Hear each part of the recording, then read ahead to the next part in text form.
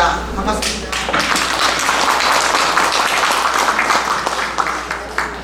명리학은 자연 현상을 보고 우주 원리를 규명하는 가장 실용적이고 과학적인 학문이라고 저는 생각합니다. 근데 우리 일부 사람들이 미신이니 신의 뜻을 어긋난다는 이런 얘기를 많이 하고 있죠. 만일 신이 이 세상을 창조했다면 우리는 신의 뜻을 알고자 하는 인간의 노력이며 우리가 우주 전체를 아끼고 사랑하는 자세로 접근하는 유일한 학문이 명리학이라고 생각합니다. 이러한 맥락에서 동양 미래 예측 학회에서 동양 미래 예측 학문으로 정립시키려고 노력해온 것은 가히 칭찬받아 마땅할 것입니다. 오늘 제가 학술 발표에 사회를 맡게 되어 대단히 기쁘게 생각합니다. 여러 가지 시간 정황상 제가 많이 틀렸습니다. 오늘 1부에서는 양종 백민 교수님이 자장을 맡아주실 것이며 2부에서는 정경영 교수님께서 자장을 맡아주실 것입니다. 우리 1부 자장 명리학의 기둥이신 우리 백민 자장 교수님을 소개하겠습니다. 반갑습니다.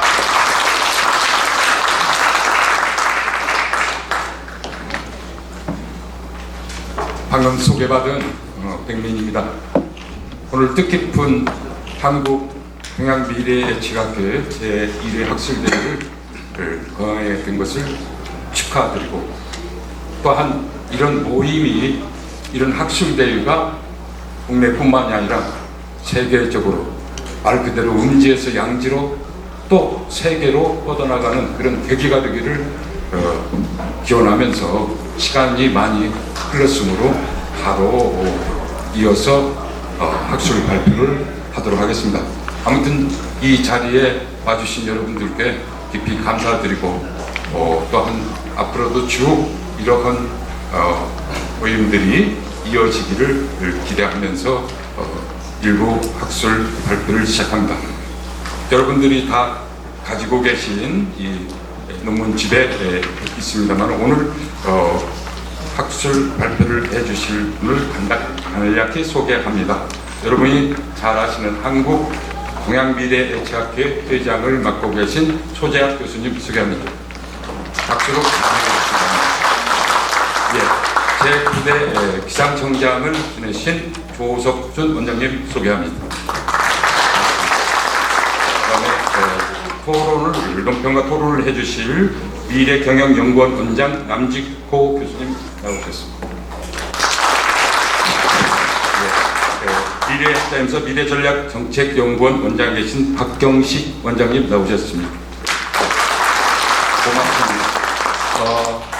저희에게 주어진 시간이 1시간입니다만 지금 진행이 늦어져서 조금은 줄여야 될 것 같습니다. 그래서 우선 먼저 발제자분들에게 15분에서 한 17분 사이에 시간을 드리겠습니다. 그리고 두 분 발제를 먼저 하신 후에 논평과 토론을 또 나중에 하고 그렇게 하도록 순서를 제 나름대로 진행하겠습니다. 바로 이어서 제일 처음 발표를 해주실 동양미래예측학의 효용성과 대한민국 미래 비전이라는 논문을 발표해 주실 소재 교수님께서 해주시겠습니다. 안녕하십니까. 방금 소개받은 소재학 박사입니다. 제가 오늘 발표하게 될 주제는 오늘 학술대회의 주제이기도 한 동양미래예측학의 효용성과 대한민국 미래 비전이라는 주제를 가지고 발표를 진행합니다. 여러분 자료 내용들은 회부에 있기 때문에 시간도에서 있기 때문에 짧게 진행을 시켜나가도록 하겠습니다. 자, 아시겠지만은 동양역학이 지금 동양의 미래예측학으로 순화되고 바뀌어가는 과정에 있습니다.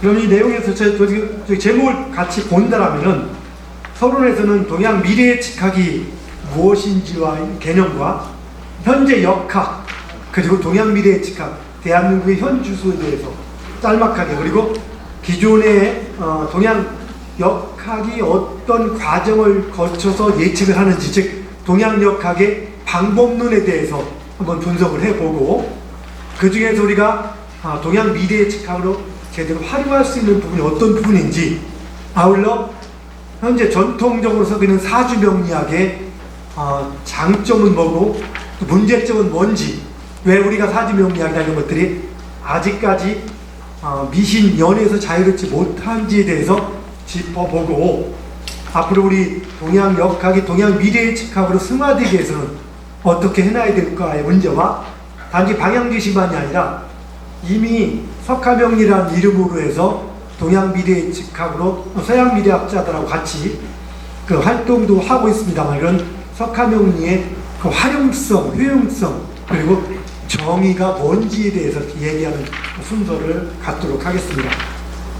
먼저 동양 역학하고 동양 미래의 직학의 차이는, 우리가 동양 역학에는 누구나 알다시피 유의한 예측의 틀이 있습니다. 그런데 거기에 더 많은 신비적 요소와 미신적 요소가 포함되어 있다 보니까 그런 예측의 틀이 있으면서도 불구하고, 아직까지도 불구하고, 우리가 현재 1000여 명이 넘는 학위가 나와 있음에 불구하고 100여 명 가까운 박사, 거의 몇백 명, 200~300명의 석사학위까지 나와 있고 학사는 수없이만이 나왔는데도 불구하고 아직까지도 일부에서는 학문으로 인정받지 못하는 측면들이 있습니다. 그런 부분들은 우리 동양 역학에 있는 아직까지 객관적으로 납득되지 않는, 즉 우리끼리만 설명되고 일반에게 납득되지 않는 그런 이론들 때문에 그렇게 듣고 있습니다. 그래서 바로 이런 동양 역학에서 신비적 요소와 미신적 요소를 배제시키고 현대인이 납득할 수 있는 학문 체계를 갖춘 것, 내지는 그렇지 않게 납득할 수 있는 알고리즘을 통해서 예측할 수 있는 분야, 이 부분을 우리가 동양 미래 예측학이라고 정의를 하고 있습니다. 예를 들면 이런 것 중에 하나입니다. 모든 동양 미래 예측학의 체계는 두 가지 체계로 움직입니다. 주역 체계와 음양우행 체계 속에서 움직입니다. 주역은 세상을 바라보는 관점을 상의 관점에서 움직이면서, 음양의 관점, 이와 사상과 팔개의 개념으로 나가고, 그 다음에 음양우행의 관점에서 오행은 움직이는 것, 즉 주역은 세상 사물을 바라볼 때 고정된 이미지의 상의 관점으로 바라보는 거고, 오행은 움직임의 관점으로 바라보는 겁니다. 즉 움직임을 똑같이 변화를 설명하는데 변화되어 있는 고정된 이미지, 하늘, 땅, 내지는 물, 불, 이런 이미지를 가지고 설명하는 게 주역이라면 주역의 체계고, 그 다음에 음양우행 체계는 그것들이 변해가는 과정을 가지고 설명한다는 것이죠. 그래서 이런 두 가지의 체계를 가지고 크게 움직이는 게 동양의 역학들입니다. 근데 이것들이 구분이 없다 보니까, 예를 들어서 오행설, 특히 사주명리학의 가장 기본이 되는 오행설이라는 것, 이 구구단 같은 개념인데요. 역학의 구구단처럼 되어 있어 이 구구단이 잘못되어 있다면 모든 역학 체계 자체가 흔들린다고까지 얘기합니다만은, 세상 모든 것은 5가지로 이루어졌다고 얘기하는데, 방향도 동서남북 4개고 계절도 봄, 여름, 가을, 겨울 4개입니다. 가장 기본적인 것도 설명이 되지 않는다는 얘기죠. 그러다 보니까 토를 중앙에 집어넣어서 중앙토라는 개념을 만듭니다. 토가 중앙에 들어가 있으면 나머지 밖에 있는 4개하고는 전혀 차별화되어 있다 보니까 특별한 역할이 토가 됩니다. 계절도 4개인데 그러면 계절과 계절 사이에 장화를 집어넣습니다. 결국 오로 동등하게 나눠지지 않습니다. 그래서 이런 얘기를 문제가 있다라고 얘기를 하면은 대답하지 못하고 그래도 과학적이라고 말만 하는 이런 현상들이 많이 나타났습니다. 심지어는 오행의 행의 개념을 주역의 사유처럼 상의 개념을 해석하다 보니까 나무가 흙을 극한다든가 물이 불을 끈다든가 뭐 이런 식으로 해석을 하다 보니 나무가 산에 있는 흙을 극해서 안 좋은 관계가 된다든가 이런 식으로 표현을 해주고, 또 목화, 동양의 사유가 통합적 사유로서 형성이 돼서 오행, 목화, 토금수 모두를 놓고 형성되어 있는 오행의 사유를 서양의 분석적 사유, 과학을 받아들인 시각에서 바라보면서 부분의 시각으로 바라보다 보니까 상생과 상극이라는 개념은 목화, 토금수 5단계 모두 있을 때를 얘기하는 통합적 사유인데, 그것을 개인적으로 뽑아서 목화를 상생이라고 부르고 목과 금을 상극이라고 부르는 이런 애매한 현상들이 많이 나타나면서 이게 학문이냐 학문이 아니냐 이런 얘기들이 많이 오가고 있는 것들이 현실입니다. 그래서 이런 부분들을 이제 하나씩 정립시켜 나가는 역할들을 지금 해 나가고 있습니다. 자, 그래서 특히 보면 동양 역학을 3가지로 구분할 때 직관에 의한 예측학, 점학이라고도 표현하고 하는 직관, 그러니까 뭐냐면 주역을 기반으로 했다고 볼 수도 있습니다. 그래서 주역이나 이 직관도 두 가지를 볼 수 있습니다. 영적인 능력, 즉 초월적인 존재에 의해서 어떤 예를 들어 신기라든가 이런 걸 통해 예측하는 방법이 있고, 그냥 주역점, 육효점 같은 그런 점을 통해서 예측하는 것. 이것은 직관의 영역이다 보니까 학문을 오랫동안 아주 체계 있게 공부하거나 올바른 규칙이 중요한 게 아니라 어떤 순간에 감을 끌어내는 경향이 들어가죠. 이게 바로 직관에 의한 예측학, 점학이라고 우리가 볼 수 있고, 또 두 번째는 관찰에 의한 예측학. 관찰을 그야말로 살펴보는 겁니다. 이 관찰에 의한 예측학을 또 두 가지로 나눠볼 수 있는데요. 관찰에 의한 예측학, 하나는 관찰 대상을 직접 관찰하는 것. 그건 뭡니까? 관상, 수상. 누군가를 관찰한다면 그 사람의 얼굴을 본다든가 세상 몸을 본다든가 손을 보는 것.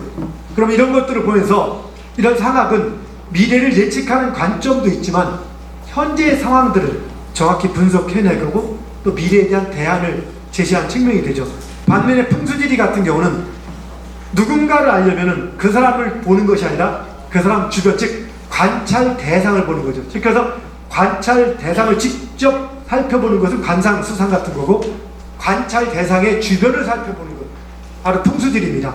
그 사람의 아버지의 묘자를 본다든가 할아버지의 묘자를 본다든가 집터를 본다든가 해서 그 사람을 직접 살펴보는 게 아니라 그 사람 주변을 살펴보는 학문입니다.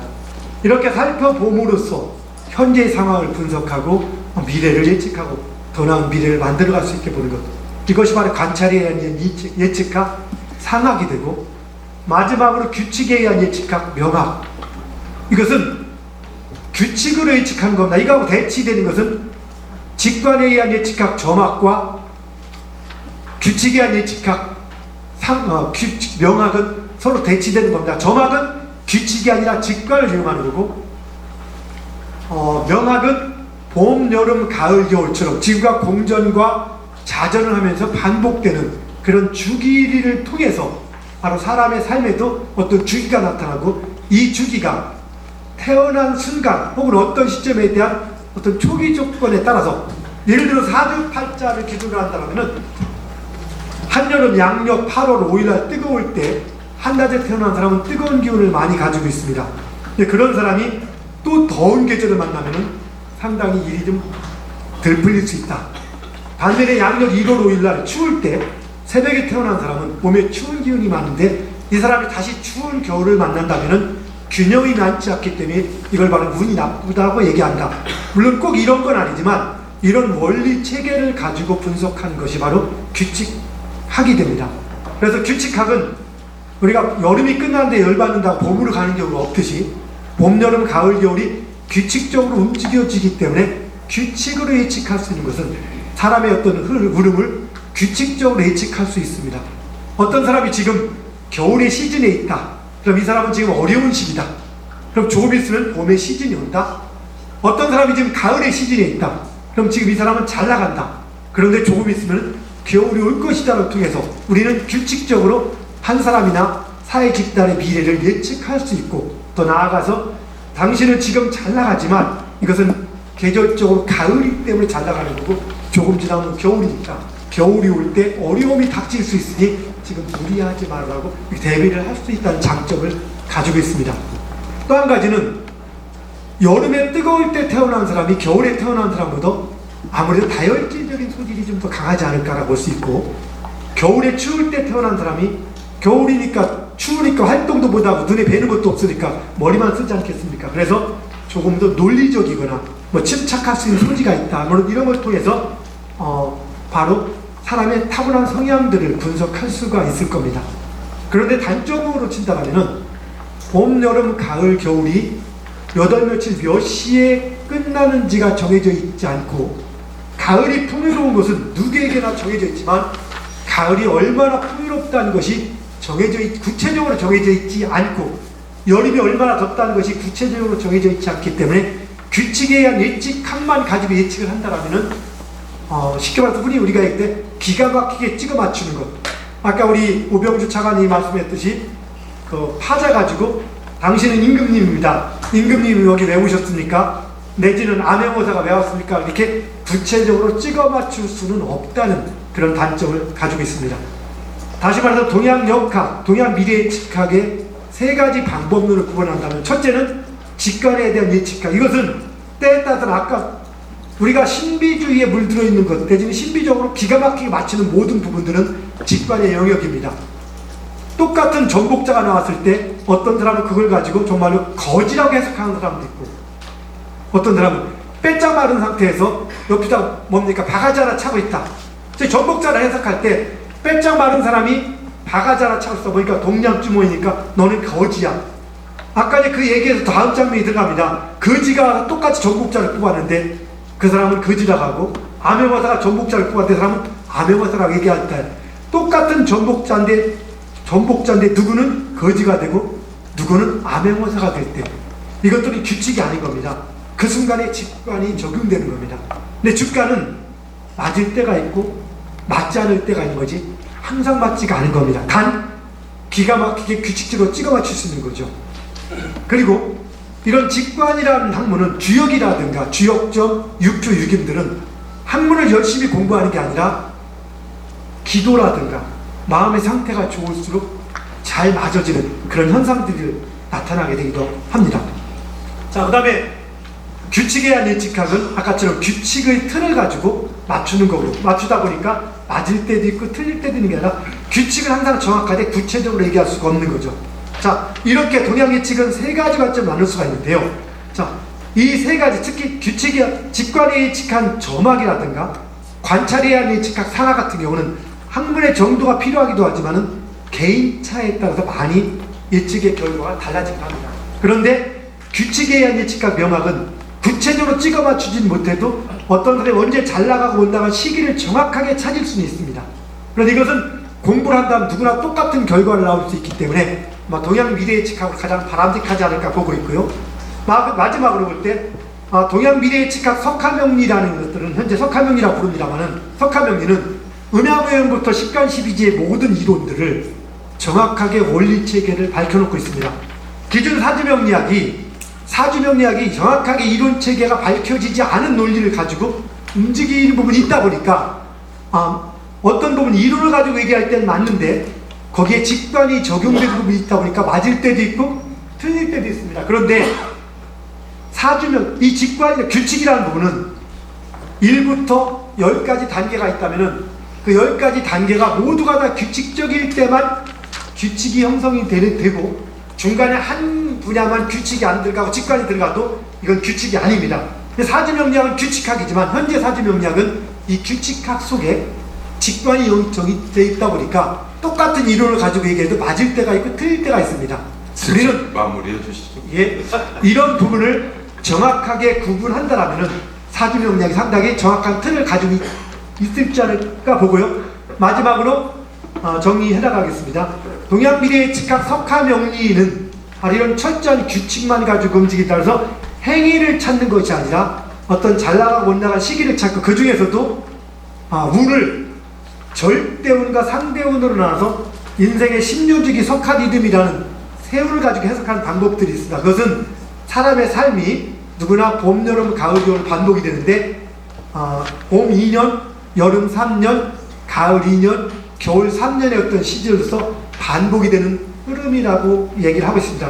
마지막으로 한 가지만 또 마무리 진단하면은, 우리가 6월 22일이 기온상으로는 가장 뜨거운 하지이지만 우리 현실에서 느끼는 것은 바로 8월 초가 더 뜨겁습니다. 그래서 운을 해석할 때 기운 측면, 절대운 측면에서는 6월 22일을 화기운이 가장 강하다고 해야겠지만 실제 해석할 때는 8월 초가 강하다고 해석을 해줘야 됩니다.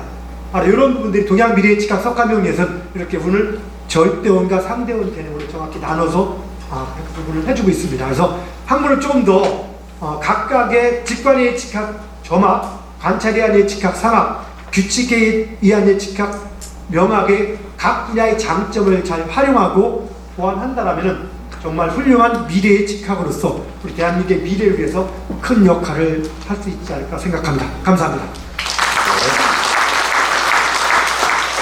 워낙 평소에 강의도 많이 하시고 또 저술도 많이 하셔서 이론이 이 짧은 시간에 이렇게 다 여러분들께 말씀드리기는 벅찼을 것입니다만, 앞서 들은 바와 같이 우리 동양 미래의 지각의 그 세 가지 특성을 들으시면서 직관적인 점학과 관찰적인 상학과 규칙적인 그 명확히 장단점을 잘 어떻게 우리가 활용하고 어우러지면 좋을 것인가, 또 기존의 명리학에서 조금은 미진했던 그런 부분을 석가 명리에서는 보완을 해서 다른 석가 믿음까지 그 학문 체계를 지금 세워놓고 있다는데 아쉽습니다. 그런 내용을 길게 잘 들었으면 좋겠습니다만은 시간 관계상 이렇게 듣고, 이 발제에 대한 토론은 앞서 말씀드린 대로 이 다음 발제자 다 끝난 뒤에 함께 하도록 하겠습니다.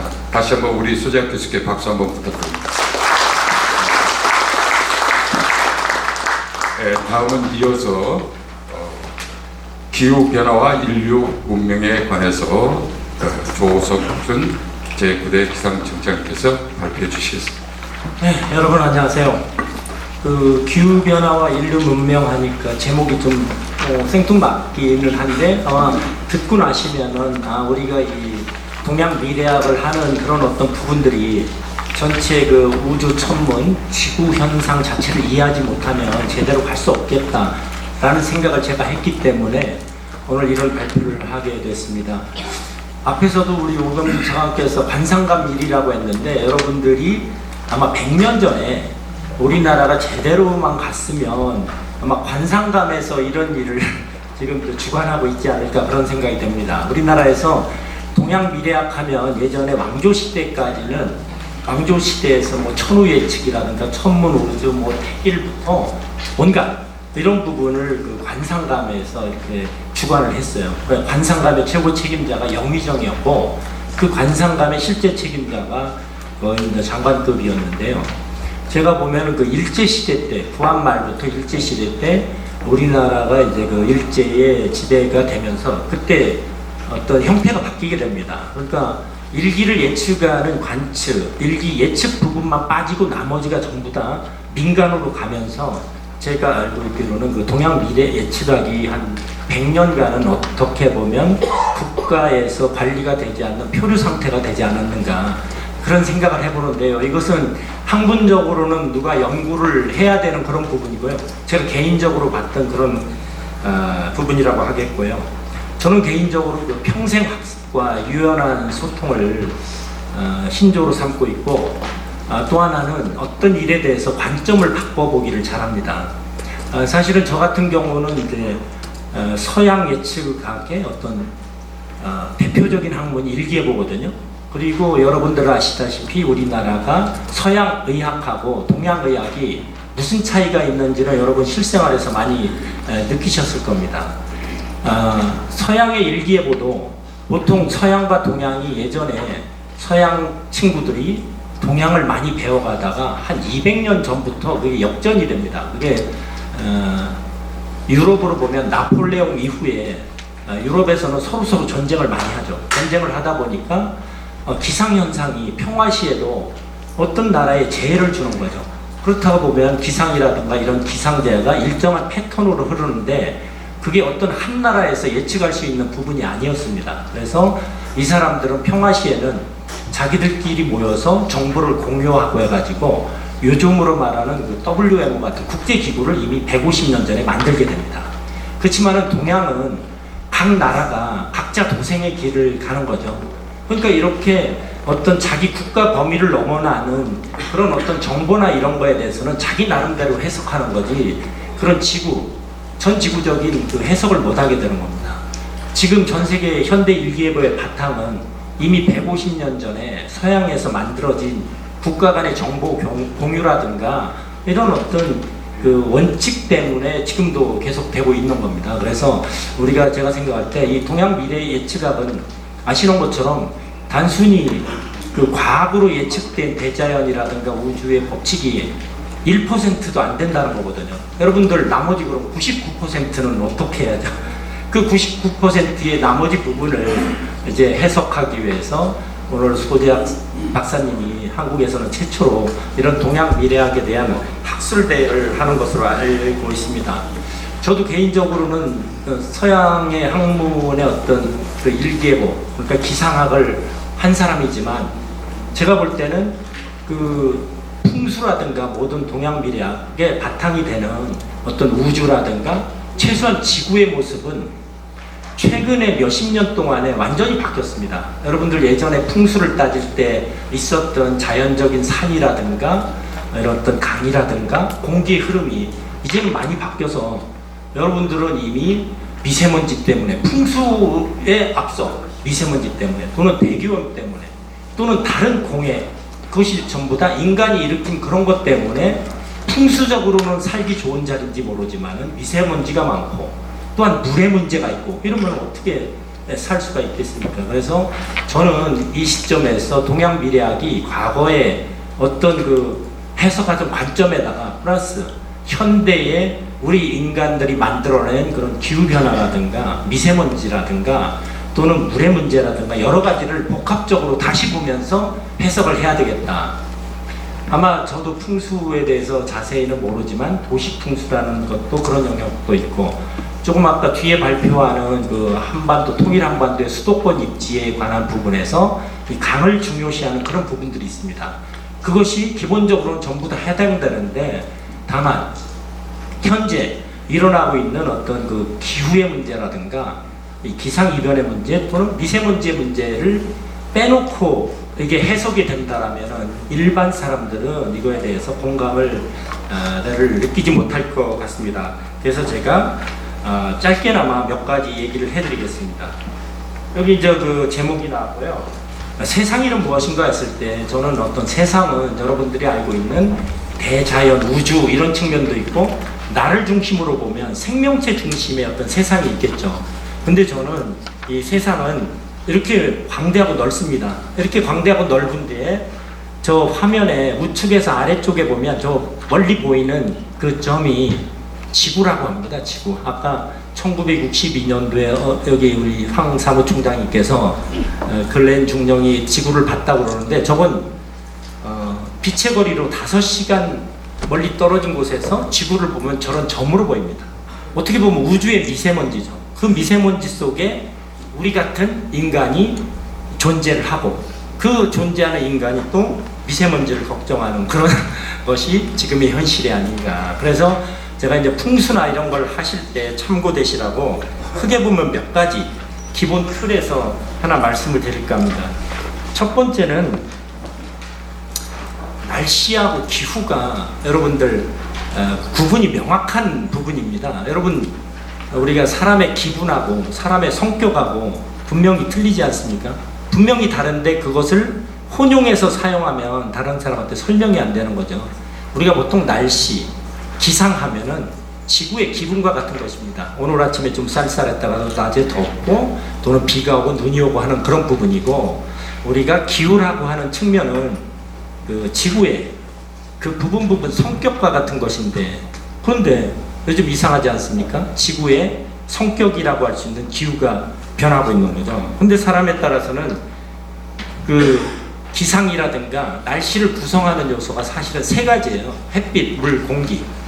여러분들 햇빛, 물, 공기는 동양미래학이나 풍수라든가 여러 곳에서 가장 기본적으로 취급하는 기본 요소가 될 겁니다. 햇빛, 물, 공기.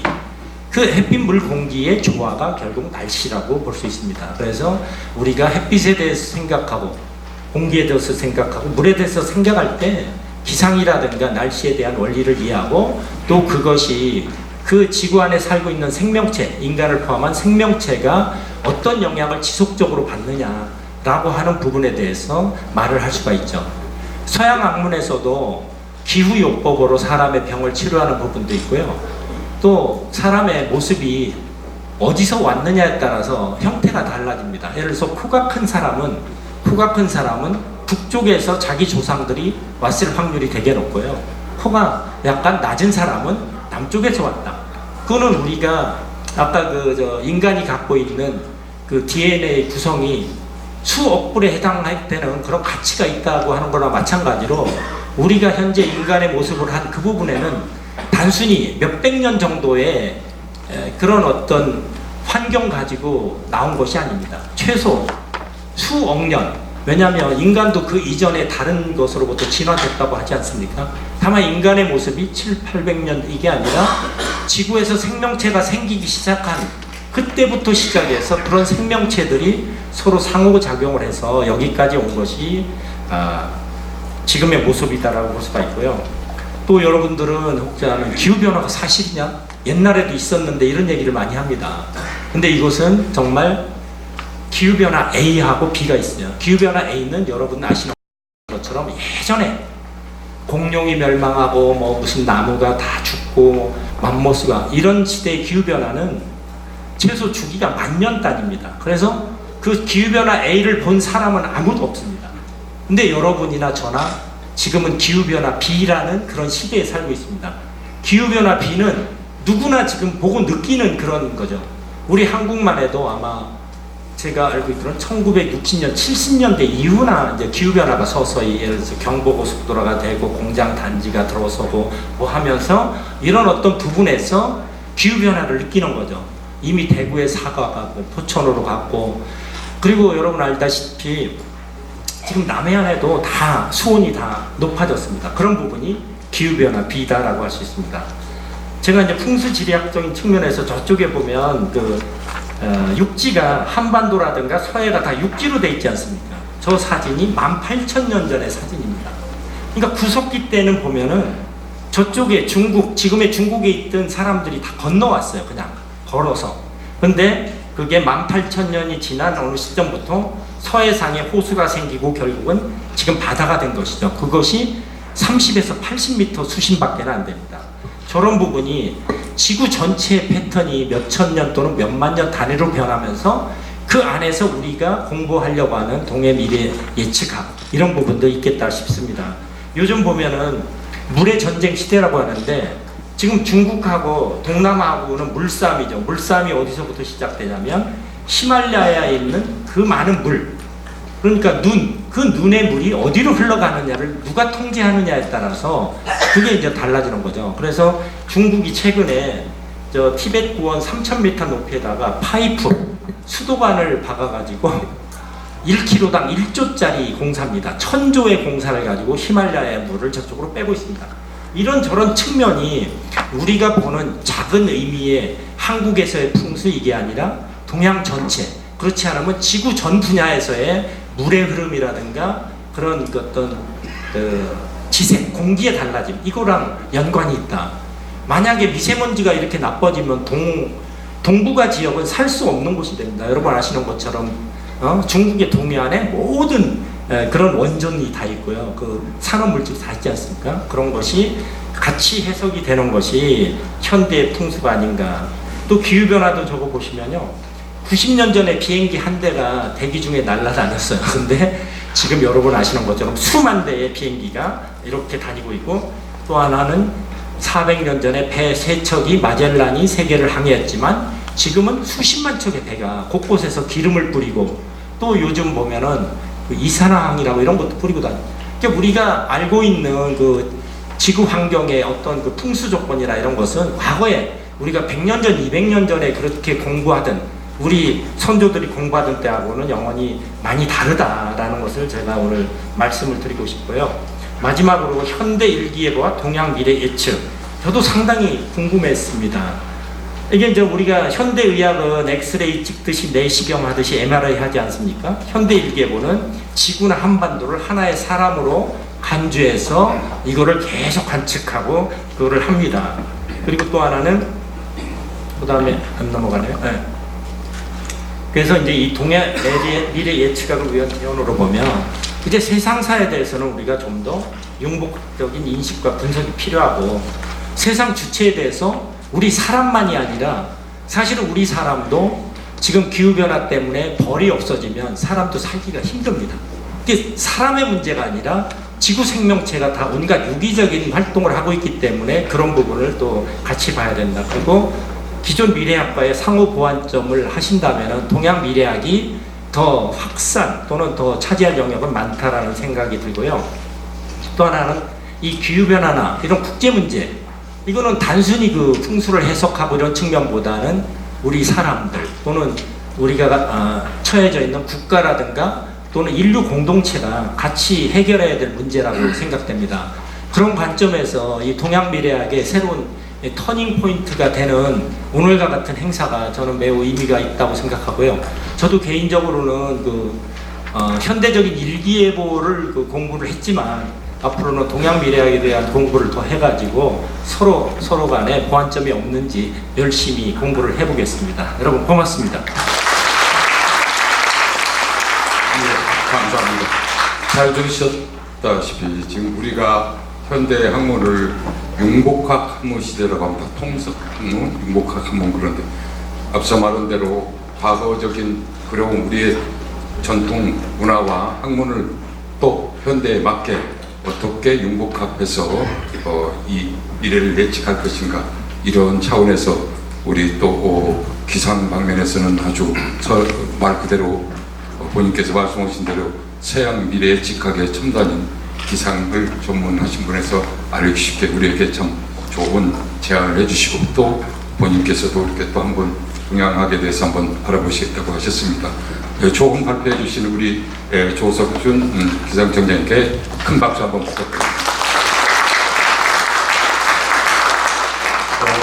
이어서 논평과 토론 순서로 진행합니다. 먼저 소작 교수께서 발표하신 동양 미래 예측학의 효용성과 대한민국 미래 비전에 관한 그런 논평을 남직구 교수께서 했습니다.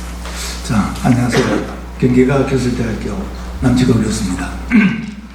저는 사실 사회과학을 전공했기 때문에 동양학에 대해 상당히 관심은 있었습니다만, 과연 저 동양학이 정말로 우리가 학문으로서 인정받을 수 있는 날을 상당히 의아해하면서 여기저기 공부를 했습니다. 그런데 석화 명리를 제가 접하면서 방금 소작 교수님이 발표하셨습니다만은 우리 동양학의 정학과 상학 또 명리학으로 구분을 하면은, 정학과 상학 같은 경우는 사실 직관적 의존을 내려 하다 보니까 서양학과 가까운 통계학으로서 뭔가 검증을 받기가 상당히 힘들지 않겠나 하는 것을 저 개인적으로는 생각을 했습니다.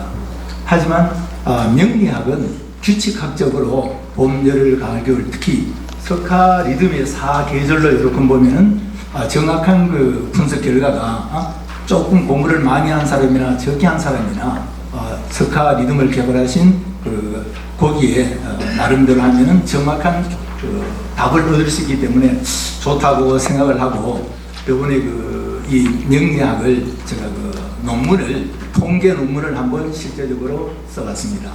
써보니까 제가 이혼한 사람들, 이혼하지 않는 사람들 사주 명조를 한 600명을 반반 해갖고 비율을 해서 써보니까 앞으로 정말로 우리 명리학이 규칙학으로서는 뭔가 통계가 이루어질 수 있다 하는 그런 확신을 제가 가졌습니다. 그래서 거기에 석화 명리가 4계절로 분석하는 사람이 결과가 똑같이 나온다면은 이거는 주관적이 아니고 객관적이기 때문에 상당히 효율성이 있지 않겠나. 앞으로 보통 명리학 하시는 분들 보면은 다 과학적이다, 뭐다 이렇게 하는 말씀을 하시는데, 과학적 검증을 받고 난 다음에 과학적이라고 그러는데, 과학적 검증을 받지 않고 과학적이라는 거는 좀 저 개인적으로는 사회과학을 하는 사람으로서는 조금 뭔가 부족하지 않나 싶었습니다. 그래서 오늘 석화 이 동양미래 예측학을 제가 이렇게 보고 교수님한테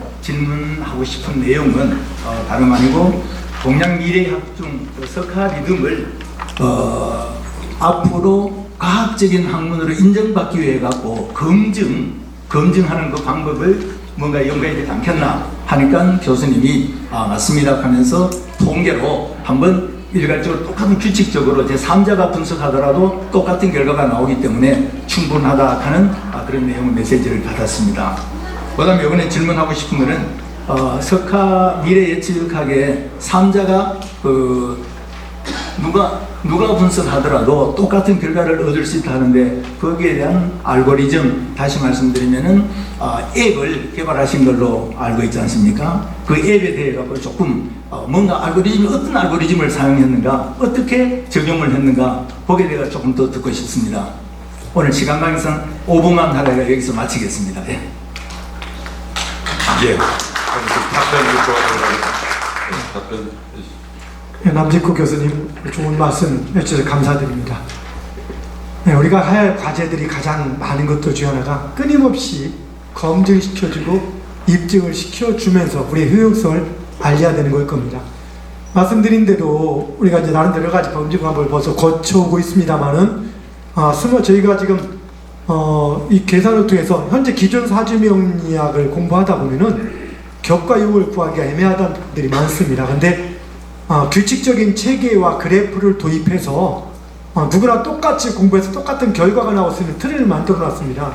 그래서 이제 이렇게 해서 분석하는 프로그램 중에 하나가 저런 프로그램인데요. 그리고 지금은 여러분 뭐 플레이스토어라든가 이런 쪽에 들어가서 석가리듬, 석가명리 치면은 이런 저 스마트폰 이런 어플리케이션이 검증이 됩니다. 이쪽에 보시면은 저쪽 사주 그래프라고 저 그래프를 통해서 점수, 미미한 점수까지 계산할 수 있기 때문에 제가 분석하는 거나 아니면 저 밑에 뭐 청주에서 우리 또 제자분이 강의해서 그 밑에 있는 사람이 분석하는 거나 분석의 틀이 똑같은 결과가 나옵니다. 그리고 저렇게 분석을 통해서 봄, 여름, 가을, 겨울에 그 계절들이 누구나 분석이 되는데 크게 볼 때 저 흔히 보면 두 가지를 논합니다. 이게 전체적인 분석표고요. 이 전체적인 분석표는 저 위에 사주를 분석하고 그 다음에 중간에 있는 게 대운이라는 겁니다. 100년 주기 대운, 10년 주기, 600년 주기 대운인데요.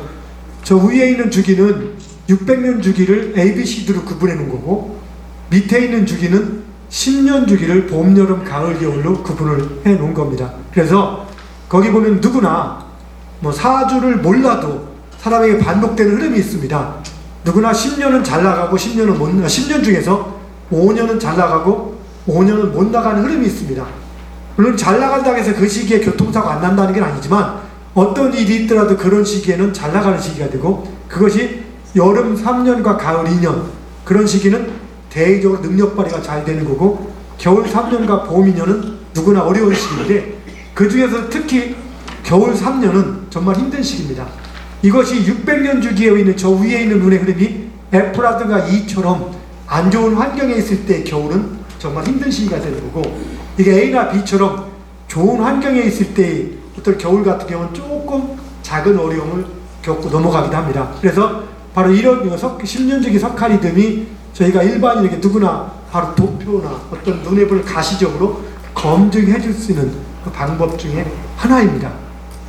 이상 아까 질문에 답이 되는지 모르겠습니다. 예, 여러분들이나 저나 그 석가에 대해 잘 모르시는 부분은 소상하게 하시면 될 것 같고 아무쪼록 이 석가리듬이 제가 원하는 또 우리 여러분들이 원하는 정말로 검증을 받아갖고 우리 그 각종 학교의 교과목으로 채택되는 그날을 위해 갖고 우리 나름대로 열심히 토론하고 열심히 공부해야 되지 않겠나 생각합니다. 하여튼 우문의 가르침에 대해 갖고 잘 부탁드리겠습니다. 지금 현재 석가명리는 국내외 대학에서 그 석가명리, 석가리듬을 가지고 통계 쪽까지도 박사학위까지 논문이 현재 나와 있는 상태이기도 하고 아까 봤던 국제미래학회라든가 세계미래포럼 이런 곳에서 같이 이거 논의도 하고 또 같이 대한민국 미래보고서 서양 미래학자들하고 같이 미래예측 방법론이라는 이름으로 해서 방법론으로 소개도 되어 있고 그런 방법론을 통해서 2016년에도 이 자리에서 대한민국 미래 메가 컨퍼런스라는 행사를 개최하면서 대한민국 동서양 미래학자들이 모여서 각 대한민국 미래를 조망한 그런 여건이 있듯이 현재는 동서양 미래학에서 이미 활용되면서 검증 과정을 한 20여 년 정도 거쳤다고 볼 수 있습니다. 감사합니다. 예, 고맙습니다. 여러분들도 잘 아시고 계시겠습니다만 우리 동양 미래의 지각의 약점이라고 할 수 있을까요? 그런 것이 논리적 분석과 통계적 분석이 아직 서양 미래 지각처럼 되어 있지 않다는 겁니다. 그나마 다행인 것이 지금 각 대학을 비롯해서 대학원에서 나름 논문을 통해서 통계적으로 또 논리적으로 차근차근 바탕을 쌓아가고 있는 줄도 여러분들 잘 아실 겁니다. 이런 기본적인 바탕이 쌓이다 보면은 충분한 그러한 예측하기 나올 수 있고 또 우리가 서양학이라고 해서 무조건 무시할 게 아니라 앞서 말한 대로 융복학적으로 활용할 수 있는 그런 기회를 갖기를 바랍니다. 우리 남 교수께서 사회과학 쪽에 연구를 하신 분답게 알고리즘에 대해서 이렇게 말씀하셨는데 짧은 시간에 뭐 다 답변 듣기는 어려울 거고 그래도 우리 소 교수께서 간략하게 해주신 걸로 가늠하고 두 분께 다시 한번 큰 박수 부탁드립니다. 이번에는 기후변화와 인류 문명에 관한 논평과 토론을 해 주시겠습니다. 말씀하시죠. 예. 반갑습니다. 저는 미래전략정책연구원 원장 박경식입니다. 오늘 제가 여기에 온 거는 이제 동양미래예측학회 창립 시간 때 제가 그간의 소재 박 회장님하고의 인연으로 거기 자문위원으로 참석해서 그때부터 지금까지 이 학회 자문위원으로 있기 때문에 오늘 여기에 왔습니다. 저는 원래 어제까지는 그냥 미래학자였어요. 미래학자, 미래예측 전문가. 근데 여기 와서는 미래학자라고 그러기가 좀 그렇고 여기 딱 구분을 해놨더라고요. 서양 미래학, 동양 미래학. 어제까지는 동양 미래학이 없었어요. 저는 밀레니엄 프로젝트, 그러니까 글로벌 미래 단체인 미래연구 단체인 글로벌 유엔 미래 포럼 밀레니엄 프로젝트에 거기에 국제 이사가 4,000명 있는데 거기에 이사고 또 세계 미래학회 아까 황학수 사무총장님이 말씀하신 한국 동양 미래예측학회가 너무 길다. 세계 미래학회를 바꿔라. 어떠냐? 세계 미래학회는 있습니다. 실제 지금 현재 월드 퓨처 서사이어티라고 그래가지고 세계적인 단체 미래학 연구 단체가 있어요. 2만여 명의 정회원이 있는데 거기 제가 정회원이고 그래서 제가 일단 오늘 여기 와서는 그간에 제가 했던 미래학, 미래예측에 대해서 여러분한테 잠깐 말씀을 드리고 하겠습니다.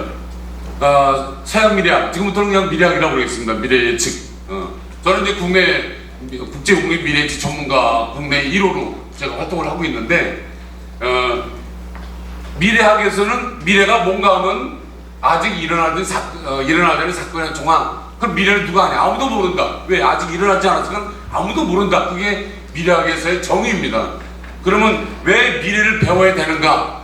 얼마 전에 대한노인학회라는 단체에서 조사했어요. 전국의 청년층 40세 기준으로 해서 나눠가지고 조사했더니 당신의 고민거리 1위가 뭐냐? 하고 조사했더니 각각 36%가 나의 불안한 미래, 내 미래가 불안하다.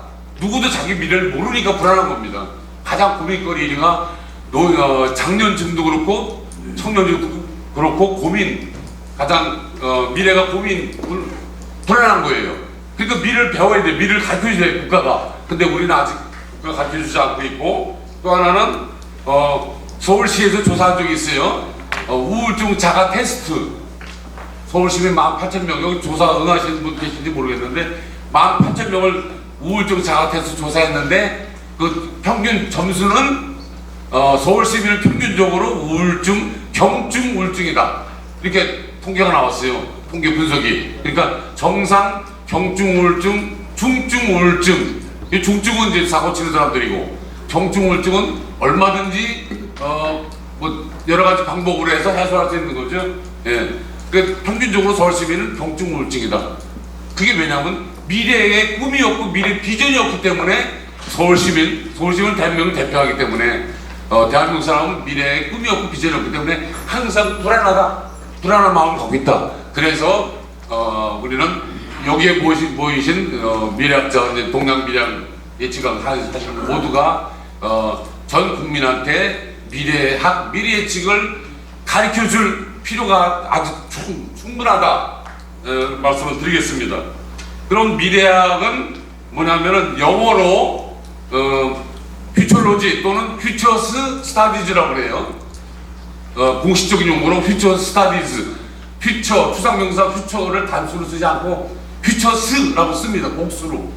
퓨처스 스타디즈. 왜? 미래는 하나가 아니다. 왜? 아무도 모르는 판에 미래가 누가 감히 하나라고 그러냐. 다양한 미래가 있는데 그 중에서 우리가 원하는 미래, 우리가 원하는 미래 여러 가지를 몇 가지를 발췌해서 그걸 만들어서 그 중에서 우리가 디자인업을 우리가 원하는 미래를 만들어가는 거다. 그게 미래학의 목표고 미래 예측의 목표다. 이렇게 얘기를 합니다. 조금 줄여주시죠. 아, 예. 마지막으로 그러면 오늘 여기 제목에 대한민국 미래 비전이 있는데 거기 몇 가지 제안만 하겠습니다. 대한민국 미래 비전으로 일단 국가 정치권이라도 기업 단체 학교에서 급변하는 이 사회 미래 사회 변화에 대한 미래 교육을 시켜야 돼요. 미래학에서 국영수가 중요한 게 아니고 미래를 보는 눈, 미래 해안, 미래 예측을 관심 갖고 미래 사회 변화를 아는 힘이 더 중요하다라고 말하고 있습니다. 그러니까 미래 교육이 중요한 거고 또 하나는 국가 정책을 기획하거나 입안하거나 예산을 집행하거나 예산을 수립하거나 하는 국회나 정부 중앙부처들 예산 수립하고 기획을 하는데 거기서는 가장 먼저 미래 예측을 배워야 됩니다. 왜냐하면 미래 수도 없이 많은 국가 예산을 집행하는 곳이 예산 낭비된 게 수없이 많아요. 그 책으로 나와 있어요. 예산 집행을 잘못한 곳 아주 책으로 나와 있습니다. 미래학의 대구 하와이 대학교의 짐데이터 교수가 하신 말씀은 미래를 고민하지 않은 정책은 전혀 쓸모가 없거나 아니면 차라리 해가 된다 하고 미래학의 대구 우리 하와이 대학교에서 40년 동안 미래학을 가르치는 짐데이터 교수가 그렇게 말씀을 했습니다. 그만큼 국가 정책에 미래학이 필수적으로 들어가야 된다. 미래 정책에.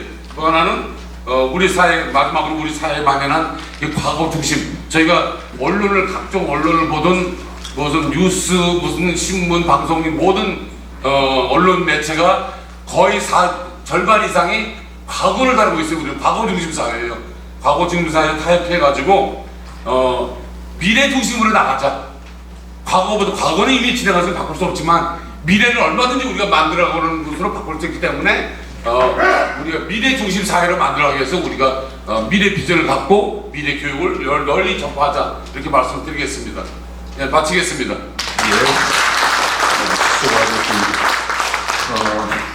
조금 발제와에 대한 논평은 조금 내용이 어긋났습니다만은 아무튼 우리 미래 예측에 관해서 전문가답게 아주 중요한 말씀을 해 주셨습니다. 급변하는 사회에 미래 교육도 중요하고 또 국가 정책을 입안할 때도 미래 예측을 할 수 있는 많은 분들이 자문할 수 있고 또 과거 중심보다는 미래 중심으로 우리가 나아가야 더욱더 발전할 수 있다 이런 말씀입니다. 뭐 너무 딱딱한 분인데 우리가 인생 살면서도 마찬가지입니다. 우리가 나이로 물리적인 나이로 청년인지 중년인지 노인인지 구분해서는 안 되고 어떻게 구분합니까 하면은 청년과 노인과 중년을 구분한다면 이 노인의 특성이 뭡니까 하면 왕년에 과거에 내가 뭐 어쩌는데 하는 게 이 과거나 왕년 얘기하면 전부 노인입니다. 절대 어린아이들은 왕년에 과거에 그러지 않습니다. 중년은 지금 현재 뭐 아파트 값이 얼마고 땅이 어쩌고 현실을 주로 얘기하는 게 중년이고 청년은 미래를 내다보고 미래를 향해서 뭔가 꿈을 가지고 공부하고 앞으로 나아가는 게 청년입니다. 여기 오신 분들은 전부 청년이라고 저는 생각합니다. 그렇지 않습니까? 우리 동양미래학교가 첫걸음을 띄었지만은 우리 또 서양미래학교에서 안방에 점령당할까봐 꽤 근심을 말씀도 하시는데 아무튼 같이 동서양의 학문이 융복합하면서 더욱더 발전해 나가는 계기를 삼기를 바라면서 오늘 발제해 주시고 토론해 주신 이 네 분께 뜨거운 박수 부탁드립니다. 같이 일어나서 인사하고 마무리하겠습니다. 인사하겠습니다.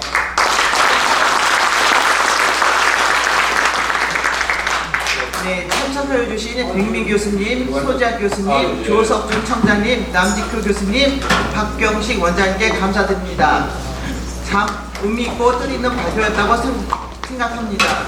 그리고 약 5분간 휴식을 취하시고 이어서 영혼을 울리는 가수 김태곤 박사님의 특별 강연을 듣겠습니다. 단계에 떡이 준비되어 있습니다. 5분간 휴식하겠습니다.